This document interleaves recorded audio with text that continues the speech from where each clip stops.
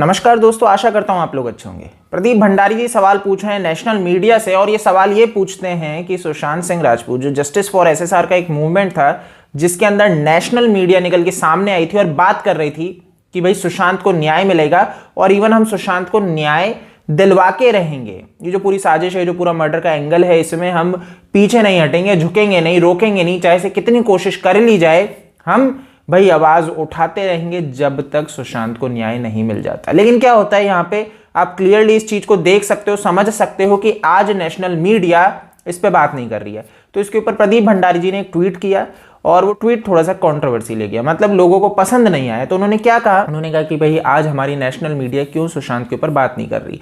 वो लोगों की जो शॉर्ट टर्म मेमोरी होती है, जिसके ऊपर मैं भी बहुत बार बात कर चुका हूं कि बॉलीवुड और नॉर्मली जितने भी पॉलिटिशियंस है, नेशनल मीडिया है, वो इसी विचारधारा से चल रहे हैं कि भैया जो जनता है उनकी मेमोरी बहुत शॉर्ट टर्म होती है। वो आपको भुनाएंगे, बोलेंगे और कुछ समय बाद उन्हें पता है कि जनता रोष करेगी, गुस्सा करेगी और भूल जाएगी और कम होती जाएगी। तो ऐसा ही वो इस ही क्राइटेरिया से आज तक आपको मूर्ख बनाते आए हैं और ये सोच रहे हैं कि सुशांत के केस में भी यही चीज कर लेंगे।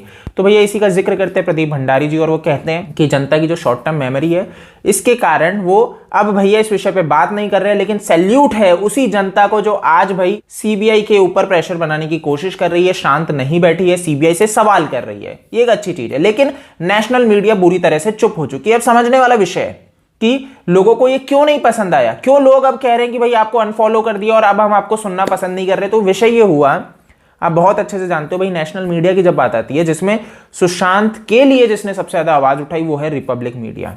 वही है जिसने भैया सीना ठोक के आपसे कहा, आपको बताया कि भाई सुशांत को न्याय दिलवा के रहेंगे। उसके बाद टाइम्स नाउ हो गया, इंडिया टुडे हो गया, इंडिया टीवी हो गया, इन सब ने भी भैया ये सब करने की कोशिश की। और जी टीवी को तो हम कैसे भूल सकते हैं भैया, सुधीर चौधरी जी बोलते हैं सुशांत को जब तक न्याय नहीं मिल जाता मैं भैया लड़ता रहूंगा। नविका तक ये कह जाती है टाइम्स नाउ की कि भैया सुशांत को मैं जब तक न्याय नहीं दिलवा देती मैं पीछे नहीं हटूंगी। और इनका यू टर्न क्लियरली देख सकते हैं। लेकिन रिपब्लिक के जो अर्णव गोस्वामी जी हैं वो भाई भुगते हैं, बाकी सब ने मौज की है। आप क्लियरली यहां पे समझ सकते हो, जिस तरीके की आपने चीज देखी कि सुशांत के ऊपर जिसने आवाज उठाई उसमें भुगता कौन, सच बोलने की भैया सजा किसने भुगती, और नॉर्मली जो दलाली कर रहे थे उन्होंने सिर्फ और सिर्फ पेड़े ही खाने का काम किया। अब क्या होता है यहाँ पे, प्रदीप भंडारी जी ये कहते हैं और लोग कहते हैं कि भाई आप अर्णव गोस्वामी जी को टारगेट कर रहे हैं, क्योंकि रिसेंटली अभी आपको पता है कि प्रदीप भंडारी जी छोड़ चुके हैं। प्रदीप भंडारी जी नहीं है चेहरा अर्णव गोस्वामी के चैनल रिपब्लिक। तो लोगों ने इनसे सवाल पूछे, तीखे सवाल पूछे कि भाई आप जवाब दीजिए, आप इतना इनडायरेक्टली क्यों बोल रहे हैं। अगर आप अर्णव को टारगेट कर रहे हैं, अब आपका पर्सनल कुछ ग्रज है तो आप उसको क्लियर करें। और बहुत से यूजर तो ये बोलते नजर आए कि भाई हमने आपको अनफॉलो कर दिया, अब हम आपको सुनना पसंद नहीं करते। आपने अपनी टीम, जब आप निकल गए, आप अपना भैया जन की बात है उसको भेज दिया वेस्ट बंगाल चुनाव को भैया कवर करने के लिए। तो अगर आपको इतना जस्टिस फॉर एसएसआर अगर मैटर करता है तो आपने अपनी टीम मुंबई क्यों नहीं भेजी इस एसएसआर मूवमेंट, इस अपडेट्स और इसके ऊपर बात करने के लिए। तो आपकी ये जो हिपोक्रेसी है क्यों चल रही है। अब समझने वाला विषय ये है कि प्रदीप भंडारी जी ने आखिर ये ट्वीट किस विषय में किया। मुझे नॉर्मली नहीं लगता है कि अर्णव गोस्वामी जी को टारगेट किया होगा, बट अगर टारगेट किया है और जैसा कि लोगों को लग रहा है तो ये स्पष्टीकरण हो जाना चाहिए। क्योंकि क्या होता है, मैं आपको एक सिंपल सी चीज बताना चाहूंगा।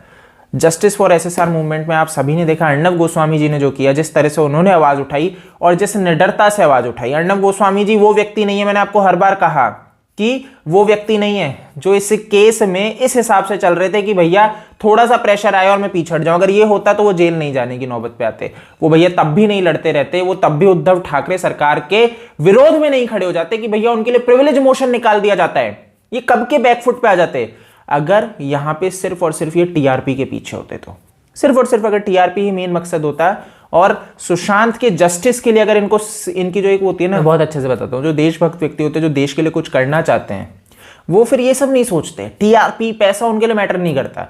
अगर ऑब्वियस ही बात है, देखो पैसा सबको कमाना है, अगर न्यूज चैनल है तो टीआरपी आपको चाहिए। लेकिन अगर देशभक्ति की बात आ जाए, अगर अच्छा और बुरा करने के उसमें आपको चूज करने पे आ जाए, तो फिर आप बोलोगे टीआरपी गई भाड़ में, ये देश के हित में है। अगर यहां पे गलत है और मेरे को सच बोलना है तो फिर मैं सच बोलूंगा। तो अर्णव गोस्वामी ने यहां पे ये एग्जांपल सेट किया है, बहुत क्लियरली मैं आपको बोल रहा हूं। तो भाई इसीलिए मैं आपसे कहना चाहूंगा कि अगर कुछ लोगों को अभी भी ये दिमाग में है कि अर्णव गोस्वामी जी क्यों इस पे बात नहीं कर रहे, तो बिल्कुल वो बात करेंगे जब समय आएगा। मैं आपको बहुत क्लियरली बोल देता हूँ कि अर्णव गोस्वामी जी और नॉर्मली आपको मैं बता चुका हूं बार बार, और इस बार फिर बता देता हूं कि हाई कोर्ट ने जिस तरह से भैया पूरा का पूरा सेटबैक कर दिया कि सुशांत के ऊपर बात नहीं कर सकते, जिस तरह से रिपोर्टिंग हुई वो गलत थी और अब आगे नहीं की जाएगी। तो प्रदीप भंडारी जी ने जो कंसर्न शो किया ये बहुत ही अच्छा है और ये होना चाहिए, लोगों के मन में ये आना चाहिए कि वो सवाल पूछे और सीबीआई से सवाल पूछे, क्योंकि सीबीआई से सवाल पूछना बहुत जरूरी इसलिए है क्योंकि देखो बहुत समय हो चुका है। हम ये नहीं कह रहे कि सीबीआई ये बताए कातिल कौन है फटाफट, हम ये नहीं कह रहे कि सीबीआई ये बताए कि भैया आज आप क्यों नहीं चार्जशीट लगा रहे, 302 क्यों नहीं लगा रहे, लेकिन सवाल यह है सीबीआई एटलीस्ट इतना अपडेट तो दे कि भैया कितना समय लग जाएगा, आखिर केस किस पड़ाव पे है, इतना तो बता दे। हम तो ये बोल नहीं रहे कि आज कातिल को पकड़ के लाके हमारे सामने खड़ा करो, आप अपना समय लो, बट एटलीस्ट एक टाइमलाइन आप बता सकते हो कि केस अभी इस पड़ाव पे, अभी हमारी इन्वेस्टिगेशन इस पड़ाव पे और इतना समय तकरीबन हमें अनुमान के तौर पे लगता है कि लग जाएगा, जिससे लोगों को क्लैरिटी आ सके। लेकिन सीबीआई की चुप्पी यहां पे थोड़ा सा लोगों के मन में ज्यादा उनको डिमोटिवेट करने का काम कर जाती है। तो उनका सवाल, लोगों का सवाल भी गलत नहीं है और सवाल पूछना बिल्कुल अधिकार है, क्योंकि हमें ये लोकतांत्रिक अधिकार मिला हुआ है। गाइस, तो मैं आपके ऊपर छोड़ता हूं और मैं आपसे जानना चाहता हूं कि आपको क्या लगता है कि भैया प्रदीप भंडारी जी ने जो सवाल पूछा, क्या वो अर्नब गोस्वामी के ऊपर उन्होंने टारगेट किया, क्या इनके बीच में जैसा कि लोगों को लगने लगा है आपसी कुछ मतभेद हो चुके हैं जिसके कारण प्रदीप भंडारी जी अलग हो चुके हैं। और बहुत से लोग तो ये कह रहे हैं कि भैया प्रदीप भंडारी जी को अर्नब को नहीं छोड़ना चाहिए था, जिस टाइम पे अर्नब गोस्वामी जी आज इतनी बुरी स्थिति में है कि उनके पीछे पुलिस पड़ी चुकी है और इस टाइम पे प्रदीप भंडारी जी छोड़ के निकल गए। कुछ कह रहे हैं कि भैया प्रदीप भंडारी जी ही वो व्यक्ति थे जिनके कारण, जिन्होंने सुशांत के लिए आवाज उठाई है।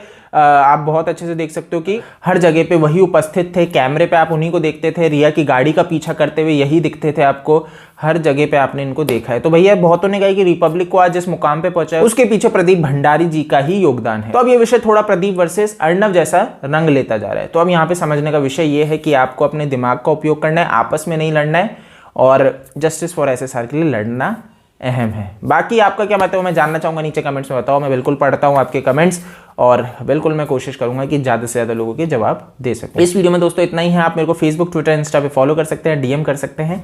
OSKD मेरा यूजर नेम है। जय हिंद।